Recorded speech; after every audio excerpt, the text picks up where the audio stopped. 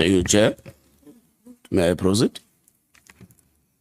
DM, how do you work without delegated powers? You wake up in the morning, you go to the office and do what?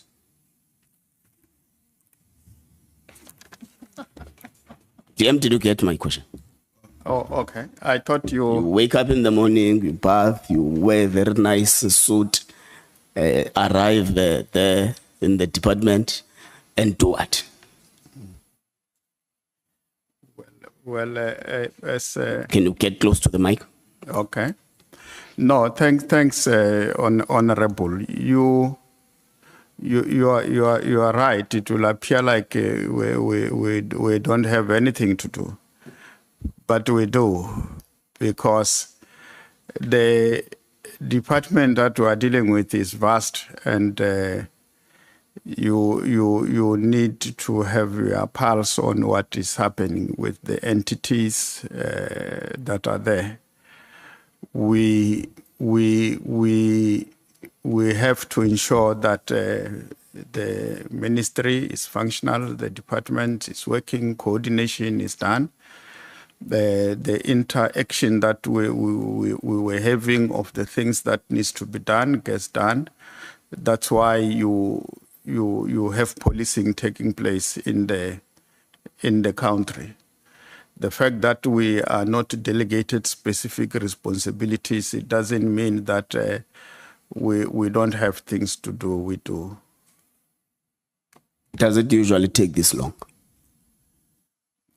Of course, but there is a difference between the 6th and the 7th administration. In the 6th administration, I came in within a short space of time. I got my delegated responsibilities, which is attached there. And the reason why it was so quick is because I was working with another police officer in the form of General Nqola. And fast forward to now, the minister comes from a different environment. And this ministry, Honorable, it's complex. You can't just say, you are responsible for this, you are responsible for that, without having that deeper understanding yourself. And I think it was necessary for the minister to go through the processes that he has gone through. And as I said earlier, that if this process is concluded tomorrow, I think, and the minister is coming back into office tomorrow, he will be able to allocate us responsibilities because he fully understands SAPS and its operation now as we speak. In fact, he's wiser. He's much wiser. Thank you. Okay, you arrive at SAPS in 2019. Yeah. General Spear testified under oath before this Ad-hoc committee and said, everyone in the SAPS knows Ket Mathale because he's popular within the organization for the work he's doing in the SAPS. How well do you know Mr. Mathale? I think I don't want to say it was you can't say everyone. Can you get close to you my can't say. Why is it that it looks like I'm far from the mic when you speak, Honorable? You can't say everybody knows him because that might not be factual. But you can say there are some people who know him in SAPS. That will be accurate because indeed it's some. Personally, I don't know him. I don't know him. I only came to know him when these issues started to hit the wall, and it was in the public space. But I didn't get the opportunity to meet with him. Okay. Do you think it is in the best interest of the crime-fighting efforts to dissolve the political killings system is in the best interests of the crime-fighting effort. The political task team, it was not necessarily SAP's response to fighting crime. It was SAP's response to fighting political killings that happened in KZN. And it did a very good job as a task team. But when you want to respond to fighting crime, the organizational structure that has been signed off by the National Commissioner, I think it helps us to have an instrument that we can effectively use to fight crime, because it has taken into consideration a number of factors into it. And the need to, for instance, when we separated visible policing into two, to have operational response as a division and to have policing as a division was part of that response. The way crime intelligence have been, the organizational structure have been structured now, it's a way that I can say we have positioned ourselves appropriately to fight crime with that. Crime intelligence, the way it is structured now, is not the same as the way it was structured, I think, 2018, which was signed off. We had a process which started in the 6th administration of how crime intelligence must look like. And in that engagement, we also engage with the Joint Standing Committee on Intelligence about the structure of crime intelligence, and we discussed. They made their input, and they said, "Yeah, I think now you are better structured," which now has been approved as a structure that will assist us. So the combination of properly structured crime intelligence and the detectives section, that is a better organized way to respond to the high rate of crime. But the task team did its work, and it did its work effectively. And task teams, at some point when the task is no longer at hand, they cease to exist, but there are no time frames. It performed its tasks effectively. Yeah. So does that mean you don't agree with the sentiments that it is not adding any value in policing in South Africa? Yeah, let me say yes. Okay. We can pass that. The task team in itself is comprised of the multidisciplinary team. Yeah. It's comprised of various departments, which some do not even fall under SAPS. Yeah. Do you think it was a rational decision to want to dissolve without consulting the sister departments that are part of the team? Yeah, look,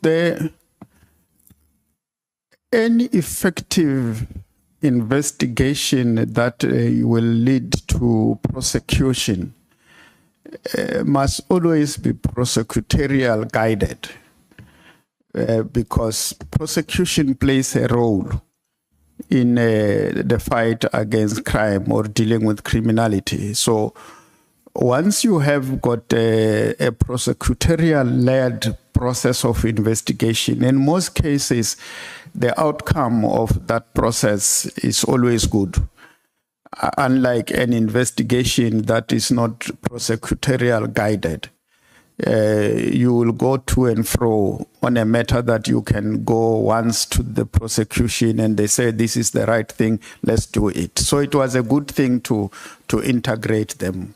Of course, when you say this team must fold, There is nothing wrong in you taking such a decision, but embarking on a process that takes everybody on board as you implement. You can't take a decision and implement, and when in the course of implementing, you then want to solicit an opinion. That might have shortcomings. So it's important that all the role players must be taken on board.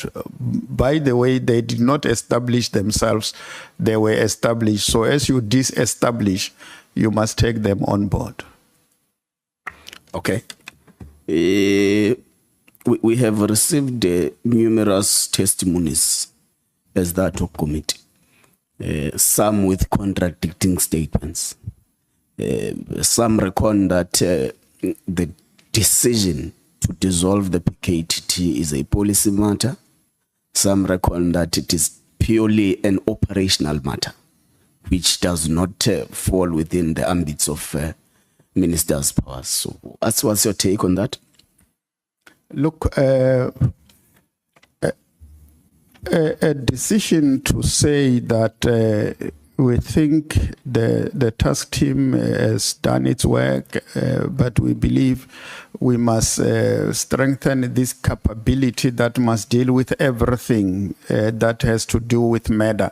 There's nothing wrong with that decision. It, in fact, is the right decision to say we must deal with murder, irrespective of where it comes from, whether it affects a politician or it affects traditional leaders or ordinary people. We must deal with it. Therefore, let's strengthen our capacity to deal with that. There's nothing wrong with that. In fact, it was a good decision to discuss along those lines, given the structure that we have adopted. The issue is the implementation of that decision. If you hear everybody involved, nobody says no, this team must continue existing forever. There is general consensus that it must discontinue. The issues is how it must be done.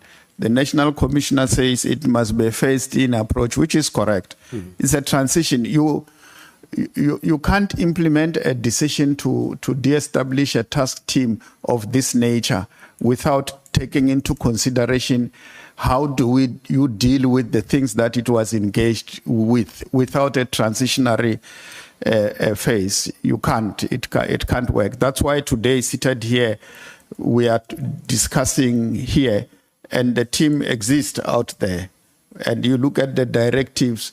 It's just that we're discussing it. It's written here, but it's irrelevant. That directive. January has come and gone. We are now in October. We are discussing it because of the impact it has had on the issues that we're dealing with. So, yeah, it was not permanent, and at some point it had to fold. Even now, at some point it is going to fold, and the approach of management and everybody is that it will be phased out approach. Okay. We also have received testimonies from Minister Nqola, who testified that beyond 2022, the political killing system was not supposed to be in place. So, in a nutshell, meaning that since 2022, the PKTT was operating irregular. Former Minister Cassel said in March 2023, the Interministerial Committee actually extended the lifespan of the PKTT, which later in 2024, I think April, the PKTT also met with the president, and the president gave them a thumbs up and that they must continue. So if you're able to grasp what these events that I'm trying to, you'd say that there is contradiction between the two. Look, like I said, earlier on, the Honorable, there was a question to the effect that the PKTT was have irregular expenditures. That can only arise if they operate in an illegal, their existence is illegal. So anything they incur is illegal. And I am of the view that there is nothing illegal about the PKTT. And at no stage did it operate in an illegal environment. If it did, I am not aware of that. Do you know a work study that has influenced the construction of a new organogram? Yes. When was the new organogram agreed and concluded? It was signed off now, I think, May 2020, this year. May 2025. Yeah. Meaning that it cannot have a retrospective effect to the PKTT because the directives date the signing of the new organogram. No, but the organogram has nothing to do with it was not designed to fit the PK. It was not designed in response to the PKTT. The two are mutually exclusive. Okay. Thank you very much, Chair. I think I'm done for now. Yeah, no, you deserve a standing ovation.